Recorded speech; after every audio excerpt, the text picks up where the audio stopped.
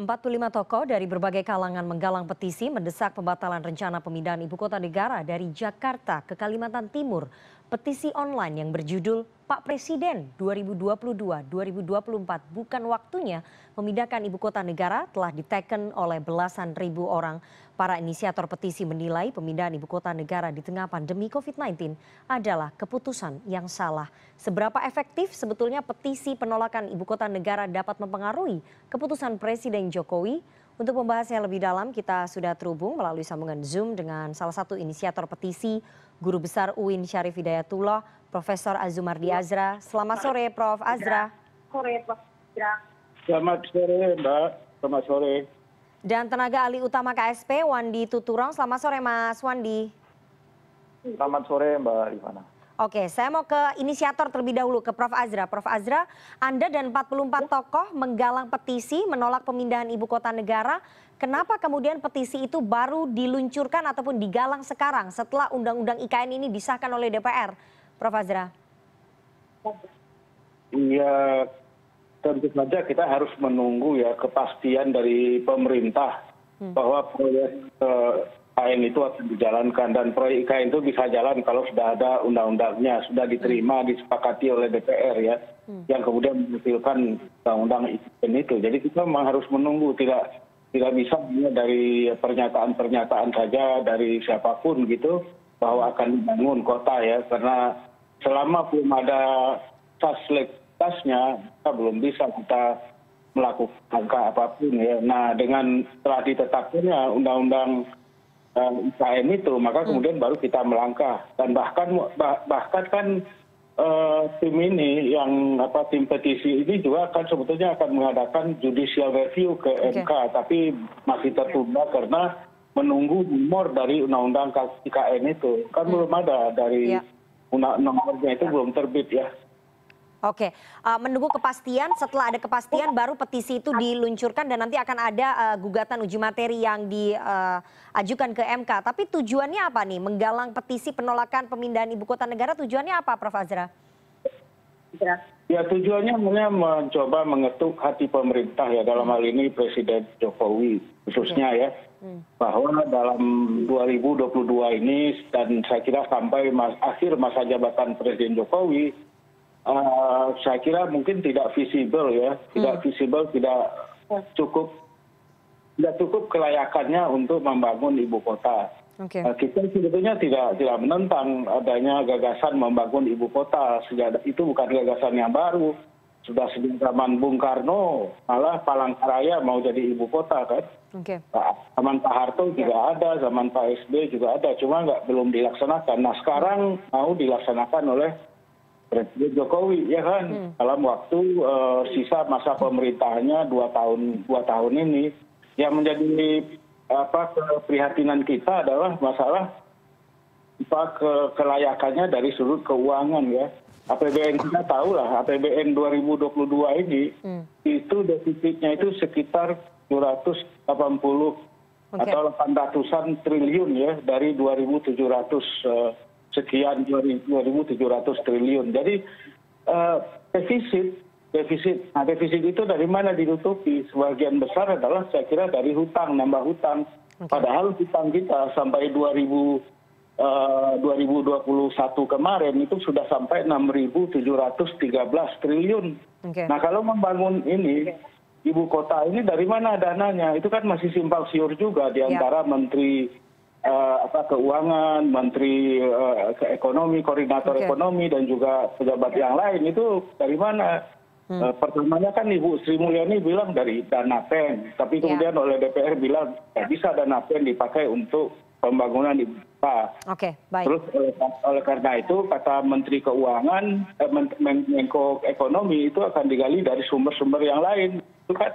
Nah, ini yang membuat kita prihatin, sementara pada saat yang lain sebetulnya kita masih memerlukan dana yang besar untuk mitigasi korban COVID-19 gitu kira-kira. Oke, kita mau tanya ke Istana. Mas Wandi, ini tadi Prof. Azra sudah membeberkan alasannya kenapa kemudian 45 tokoh akademisi dan ribuan orang menaikkan petisi penolakan dari Undang-Undang IKN.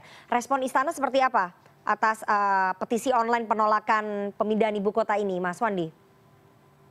Ya, tentu saja hak masyarakat untuk berbeda pendapat sudah dan ada mekanismenya untuk itu. Tapi saya menghargai orang seperti Prof. Azumardi Azra ini, tadi juga beliau mengakui bahwa tidak menentang ide pemindahan ibu kota negara.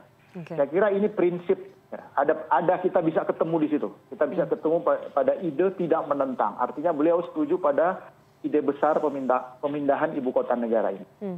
Yang dipersoalkan adalah ini adalah waktu yang tepat atau tidak. Lalu pertanyaan tentang anggaran dan sebagainya. Nah, kalau saya begini, kita selalu harus juga melihat bahwa ini adalah sebuah problem besar, sehingga kita bisa melihat urgensinya. Bagaimanapun juga ketimpangan Jawa dan luar Jawa itu sudah terlalu lama berlangsung. Jadi kalau sama seperti kita bilang, oh nanti aja kita bangun MRT. Nggak pernah terjadi selama puluhan tahun. Sampai kemudian itu dimulai, dan itu juga proyek yang multi-year, sampai sekarang kita sudah merasakan hasilnya, lalu sampai sekarang masih akan terus dibangun. Jadi kalau kita melihat dalam perspektif jangka panjang, sebetulnya pertanyaan-pertanyaan itu bisa dijawab.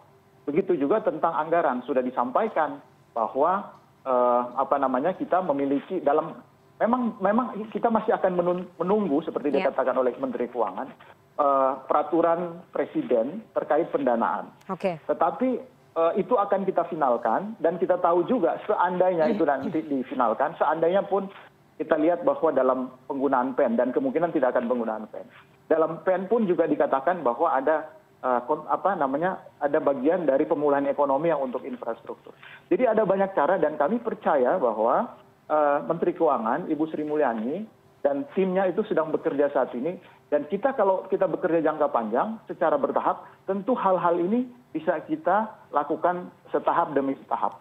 Artinya meskipun kita menghadapi berbagai hal pada saat ini yang tidak kalah urgennya, tapi prinsipnya adalah hal-hal jangka pendek dan jangka panjang harus kita lakukan bersamaan. Dan itulah pentingnya melakukan pengelolaan dan perencanaan yang benar. Sehingga dengan memulai dari sekarang, maka kita tidak akan lagi menunda-nunda terlalu lama, sehingga yang bisa dikatakan bahwa kita memang butuh dan tidak menentang IKN ini bisa kita dijembatani dan bisa kita wujudkan. Kira-kira seperti itu, Mbak. Prof. Azra, kalau menurut Mas, dari sekian banyak argumen yang kami. Prof. Azra, kalau menurut Mas Wandi, kalau kita tidak memulai sekarang nanti akan tertunda-tunda ke depan. Apakah kemudian alasan itu alasan yang bisa diterima, bahwa di tengah pandemi COVID-19 ya tetap dimulai saja dulu daripada tidak dimulai sama sekali karena nanti akan tertunda terus pemindahan ibu kota? Prof. Azra, silakan. Saya ingin menambahkan satu lagi aspek. Bisa saja ya. Satu-satu, sebentar Mas Wandi. Perubahan iklim itu dengan Mas Wandi, tunggu dulu, saya berikan ke Prof. Azra luar dulu. biasa besar, dan kita harus berubah cepat. Nah, salah satu perubahan cepat yang bisa dilakukan adalah ketika menjadikan IKN ini sebagai showcase perubahan itu, sehingga orang bisa melihat dengan mata kepala sendiri bahwa perubahan memang terjadi di Indonesia. Nah, itu akan mendorong orang-orang lain, kota-kota lain, bahkan kota-kota di luar negeri untuk melihat, oh Indonesia memang serius dalam menghadapi tantangan global, bukan tantangan kita saja. Silakan Prof. Azra dijawab. Ya, saya kira boleh saja dimulai hari ini pun silakan saja, bagi kita sih. Paling tidak kan tugas saya dan kawan-kawan itu ya mengingatkan pemerintah. Dan kita melihat kalau dipaksakan juga diteruskan, maka dengan berbagai alasan juga pembangunan kota itu bisa mangkrak. Karena keuangannya, finansialnya dan sebagainya lah. Nah, kembali kepada soal tadi pemerataan pembangunan di Indonesia, kita setuju itu bahwa pinjangan antara Jawa dengan luar Jawa itu harus diatasi segera, ya kan, karena itu menyimpan banyak masalah sosial. Tapi saya pembangunan ibu kota baru hanyalah salah satu faktor kecil ya dari usaha penyeimbangan itu. Saya kira yang lebih besar itu adalah yang mungkin lebih mungkin ya bisa bisa mengembangkan itu adalah misalnya membangun pusat-pusat industri, pusat-pusat pertanian, pusat-pusat perkebunan di berbagai wilayah yang selama ini ketinggalan ya. Oke, baik. Serius ya, artinya memang betul-betul direncanakan dengan baik. Sekarang pusat industri itu baru terpusat di Jawa ya kan. Mungkin di beberapa daerah katakanlah di Sumatera atau di Sulawesi Selatan, tapi di daerah lain tidak ya. Jadi oleh karena itu yang perlu kita bangun itu adalah pusat-pusat industri, pusat-pusat ekonomi di berbagai wilayah di Indonesia ini. Dan juga mungkin didukung dengan saya kira melakukan revitalisasi transmigrasi, program transmigrasi itu harus direvitalisasi. Karena apa? Karena wilayah-wilayah yang masih ketinggalan itu penduduknya juga masih sedikit ya. Nah, jadi ini yang harus kita lakukan. Jadi tidak cukup pemerataan itu hanya dengan membangun ibu kota baru. Karena ibu kota baru ini, IKN ini bukanlah pusat ekonomi dan bukanlah pusat keuangan. Saya kira pusat ekonomi dan keuangan itu akan tetap Jakarta atau Pulau Jawa atau katakanlah Surabaya misalnya atau Makassar, tapi bukan IKN yang baru. Oke, saya mau beri kesempatan ke Mas Wandi. Kalau menurut Prof. Azra bahwa pemerataan tidak bisa serta-merta dilakukan dengan pemindahan ibu kota karena pusat ekonominya tetap ada di Jakarta. Tapi dengan adanya petisi online yang sudah bergulir ini, meskipun undang-undangnya ataupun landasan hukumnya sudah ada, undang-undang IKN-nya, menurut pemerintah, menurut Istana, apakah kemudian petisi ini terlambat, tidak akan bisa mengubah apapun, Mas Wandi? Tetap jalan terus pemerintah? Ini itu hak warga negara. Kita ini negara demokrasi. Dan saya tuh menghormati orang-orang seperti Pak Azumari Atra dengan segala integritasnya. Tapi saya juga ingin menggunakan argumen-argumen yang digunakan oleh Pak Azra tadi, Prof tadi. Bangun industri di luar Jawa. Ya justru itu yang kita lakukan. Untuk membangun industri di luar Jawa, kita perlu membuat contoh showcase. Justru dengan dimulainya IKN, tidak berarti semua beban Jawa itu akan dipindahkan ke IKN. Tetapi dengan adanya IKN akan memunculkan insight, inspirasi. Oh ternyata luar Jawa juga bisa. Nah kalau terus-menerus kita bangun di Jawa, ya nanti orang lama-lama berpikir, oh memang nggak ada harapan luar Jawa ini ya. Nah dengan adanya IKN ini sebetulnya bukan berarti kemudian justru tidak begitu. Tidak berarti bebannya kemudian dipindahkan ke seluruh ke IKN. Tapi justru akan dibangun beberapa epicentrum pertumbuhan yang lain. Di Sulawesi, di Kalimantan Selatan, dan sebagainya. Justru dengan IKN ini akan menjawab tadi argumen-argumen yang disampaikan oleh Prof. Azra tadi. Jadi ini bukan sesuatu yang serta-merta gitu, hitam putih. Tidak, justru landasan argumennya sama kita. Bedanya kami memutuskan daripada mulainya nanti. Kenapa nggak sekarang? Toh ada tantangan perubahan iklim, toh ada tantangan macam-macam, digital, disrupsi digital dan sebagainya, di mana kita membutuhkan sebuah kota yang modern, akan mengakselerasi kemajuan. Itulah pentingnya IKN. Tahan dulu Mas Wandi dan juga Prof. Azra, nanti kita akan lanjutkan perbincangan kita akan masuk ke dalam gugatan uji materi, kemudian hasil survei beberapa lembaga tentang bagaimana respon masyarakat luas terhadap pemindahan ibu kota, tapi kita akan jeda terlebih dahulu, jangan kemana-mana, tetap bersama kami di CNN Indonesia Newsroom.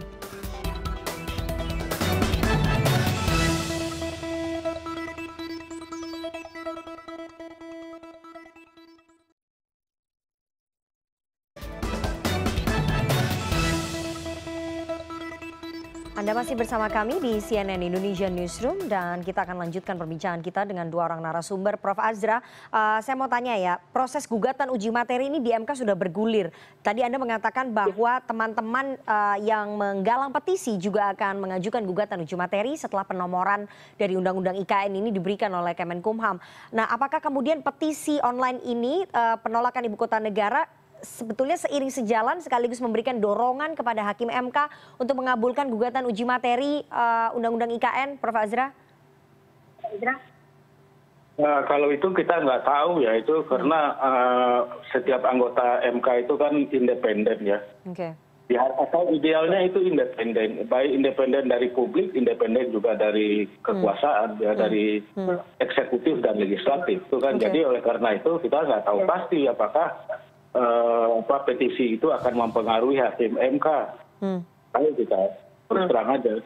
Tapi petisi itu ya sekali lagi saya akan itu berupa himbauan sebetulnya, hanya himbauan kepada Presiden sekarang belum waktunya lah untuk membangun ibu kota itu. Ya karena alasan tadi terutama adalah dari sudut kita itu dari sudut keuangan dan juga masih merajalelanya COVID-19 itu yang terutama.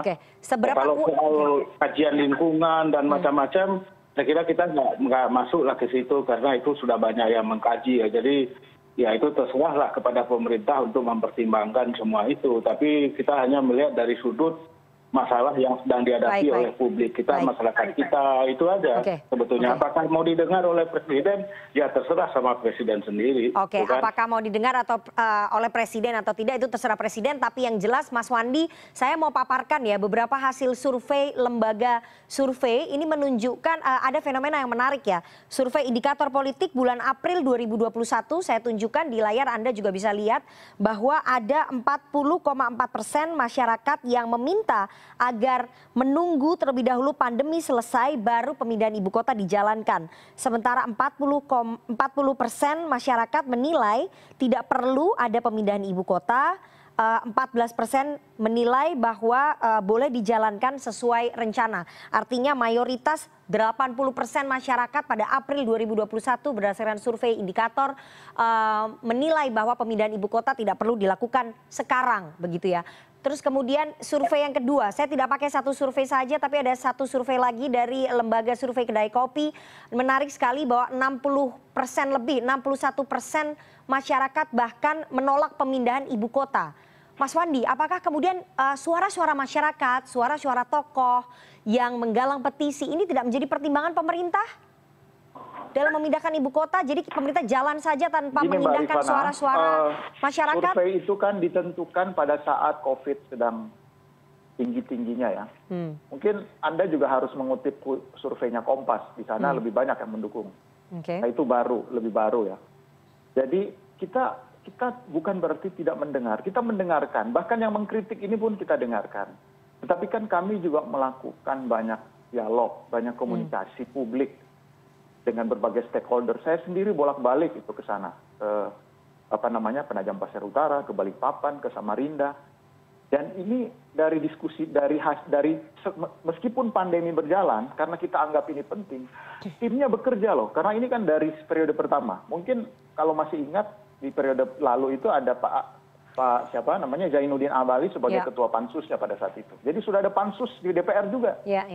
Artinya dokumen-dokumennya itu meskipun dikembalikan, disuruh untuk dipelajari lebih jauh, dilengkapi, tetapi wacana ini sebenarnya sudah berlangsung lama.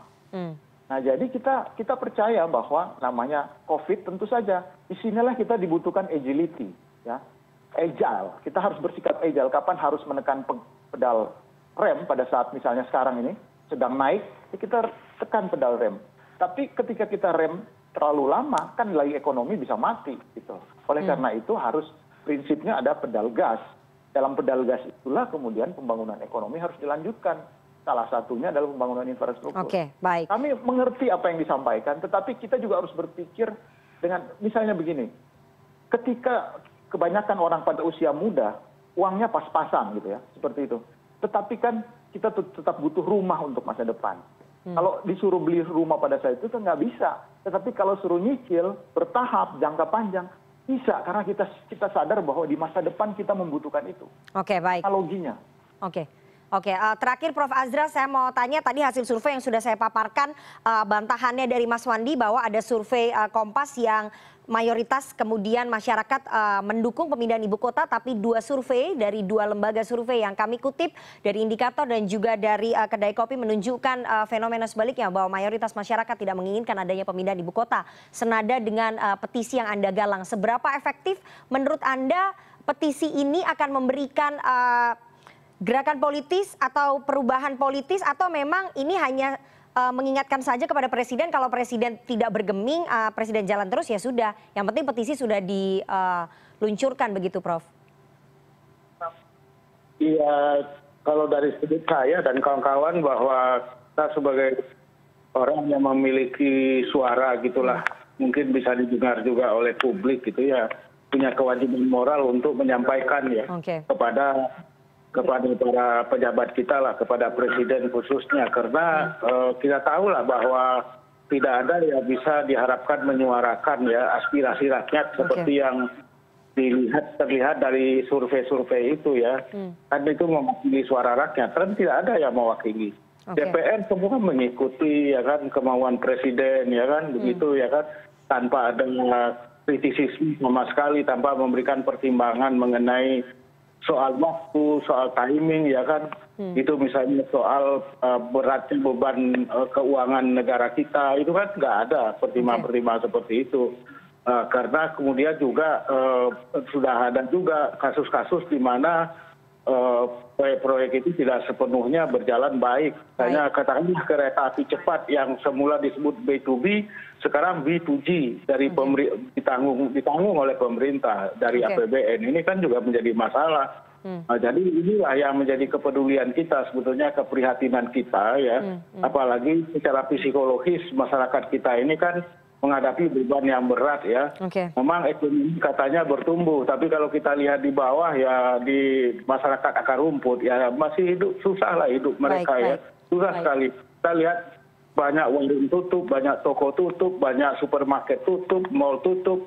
Ini kan seharusnya menjadi pertimbangan ya, menjadi tidak hanya sekedar mengejar target ya 2024 upacara bendera di ibu kota baru itu. Tidak hanya sekedar itu. Gitu.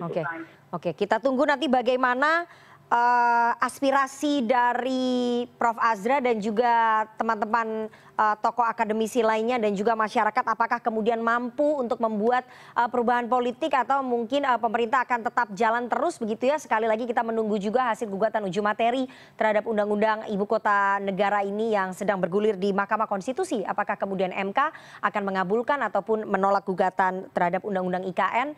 Kita tunggu nanti bagaimana hasilnya. Terima kasih sekali dua orang narasumber yang sudah bergabung pada sore hari ini. Ada Profesor Azumardi Azra, Guru Besar UIN Syarif Hidayatullah, sekaligus inisiator petisi penolakan pemindahan ibu kota negara, dan juga ada Mas Wandi Tuturong, tenaga ahli utama KSP. Sehat selalu Prof. Azra dan juga Mas Wandi. Terima kasih sudah bergabung di CNN Indonesia Newsroom sore hari ini. Prof. Azra.